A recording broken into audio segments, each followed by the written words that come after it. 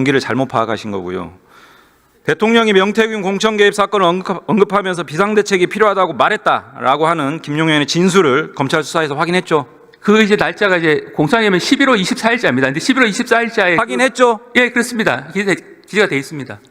근데 그때 그 말만 한 게 아니고 다른 여러 가지 어떤 의혹들이나 문제점에 대해서 얘기를 한 것 중에 한 가지가 명태균 의혹입니다. 그래서 그날 11월 24일자에 명태균 의혹만 하나만 꼭 집어서 얘기했던 건 아니라는 말씀을 추가로 드립니다. 명태균 게이트가 내란의 촉발 요인이다. 동의하십니까?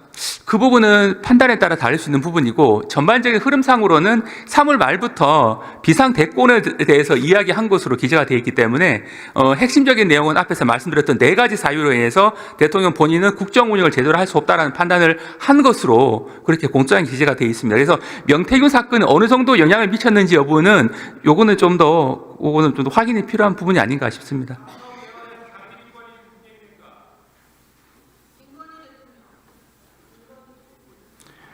소위 명태균 게이트 관련해서 추가로 피의자 입건된 정치인 있어요? 현재 그 부분은 앞에서도 다른 위원님께서 말씀하셔서 제가 그 부분은 수사 중인 사항이라서 대상자 부분에 대해서는 아직 말씀드릴 단계는 아니다라고 말씀드렸습니다. 김건희 씨 입건했습니까? 네, 그 부분까지 포함해서 수사 대상자의 범위에 대해서는 아직 말씀드릴 수 없고 앞에서 이제 어느 정치인들 범위 등등까지 포함되어 있는데 위원님께서 말씀하신 거는 이제 김건희 여사에 대한 뭐 소환 조사 필요성을 말씀하시는 것 같은데 그 관련 이제 자료들을 검토해서 수사팀에서 소환 조사라든지 뭐 다른 방식으로 조사라든지 대정부 질의에서는 그런 답변 다 합니다. 네, 다만 이제 피하지 마시고요. 네.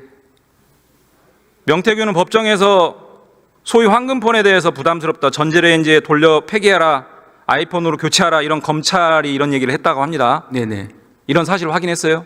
당시 그 이후 내용이 나온 맥락은 기본적으로 명태균 피고인이 이른바 본인이 주장하는 황금폰을 제출하지 않았습니다. 그러면서 그래서 담당 검사가 추궁을 합니다. 어디에 있냐라고 하니까 처음에는 아버님 삼수에 묻었다. 두 번째는 낙동강에 버렸다. 세 번째는 처남한테 줘가지고 마창대교에서 버리라고 했는데 알고 보니까 쓰레기 봉투에 넣어서 버렸다더라라고 하니까 계속 바뀝니다. 그 과정에서 그렇게 증거를 인멸할 경우에 있어서는 그렇게 제3자를 통해서 할 필요가 있는지에 대해서 의문을 가지면서 계속 이제 추궁을 하는 과정에서 전자레인지의 말이 나왔을 뿐입니다. 만약에 위원님께서 말씀하신 바와 같이 전자레인지에 돌리도록 증거인멸을 사주했다면 그 검찰이 증거인멸 교사로 입건할 이유가 없거든요. 증거인멸 교사로 이미 당사 입건했고 12월 10일자에 만약에 인멸하라고 했던 휴대폰이라면 그 대상이 되는 휴대폰을 이미 제출받는 것도 좀 앞뒤가 안 맞기 때문에 저희가 봤을 때는 그 부분은 전자레인지 부분은 좀 사실과 다른 부분이고 현장에 명태균 피고인이 변호인이 있었습니다. 명태균 피고인 변호인도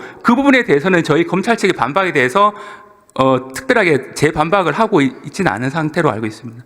당시 또 이런 발언이 나왔다는 거 아닙니까? 지금 말씀은 전형적인 제19 감싸기 들어보세요. 네네. 전형적인 제19 감싸기입니다. 네, 그 부분 영상 녹화가 다 감찰하세요. 영상 녹화 다 돼 있습니다. 그 부분. 감찰하세요. 감찰 필요성 여부는 별도로 검토할 사안으로 생각을 하는데 말씀하신 부분은 저희가 봤을 때 이것도 감찰하면 안 하면 검찰이 나락으로 떨어집니다. 네, 이 부분은 영상 녹화 돼 있기 때문에 명태균 게이트 중간 수사 결과 곧 발표하죠. 네, 담당 이제 검찰청에서 어느 정도 이 사건 수사를 좀 마무리한 단계에서 남아 있는 부분까지 포함해서 2월 중에 발표하죠. 곧 조만간 발표할 것으로 알고 있습니다. 아직 구체적인 날짜는 제가 보고받지 못했는데 중간 수사 결과 발표하면 사실상 수사가 마무리 단계인데 앞서 말씀드린 정치인 김건희 씨 언제 수사합니까? 지금 중간 결과를 특검에 넘기세요. 네, 중간 결과를 발표한다는 것은 국민적 의혹이 계속 불거져 나왔기 때문에 현재 사항을 설명하는 취지로 알고 있는데 현재 사항을 설명하면서 앞으로는 수사를 창원지검에서 중단하겠다 이런 취지까지는 아닌 것으로 알고 있고 그 부분은 계속 창원에서 대검과 협의해서 앞으로 수사의 방향이나 이런 거는 논의할 것으로 알고 있습니다. 다른 주제 묻겠습니다. 법무부가 2021년 미등록 이주아동 구제하기 위한 미등록 이주아동 체류 자격 부여 제도 시행하고 있죠. 네, 그렇습니다. 내년 어떤 제도고 제도의 시행 목적은 뭡니까?